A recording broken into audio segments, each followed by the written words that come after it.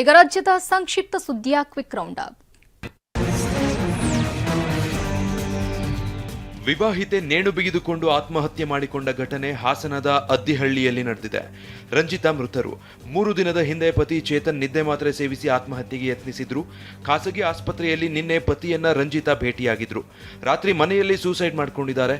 ಪತಿ ಕಿರುಕುಳವೇ ಮಗಳ ಸಾವಿಗೆ ಕಾರಣ ಅಂತ ಸಂಬಂಧಿಕರು ಆರೋಪಿಸಿದ್ದಾರೆ. ಶಾಂತಿಗ್ರಾಮ ಠಾಣೆಯಲ್ಲಿ ಪ್ರಕರಣ ದಾಖಲಾಗಿದೆ.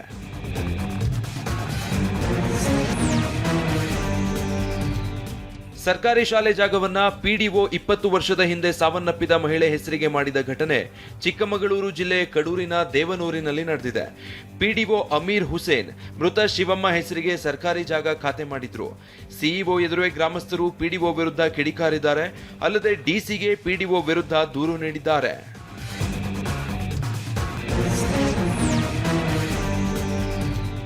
ಇಟ್ಟಿಗೆ ಕಾರ್ಖಾನೆಗಾಗಿ ಅರಣ್ಯದಲ್ಲಿದ್ದ 100 ಮರಗಳ ಮಾರಣ ಹೋಮ ನಡೆಸಿದ ಘಟನೆ ಚಾಮರಾಜನಗರ ಜಿಲ್ಲೆ ಹನೂರಿನ ನಾಗಣ್ಣ ನಗರದಲ್ಲಿ ನಡೆದಿದೆ.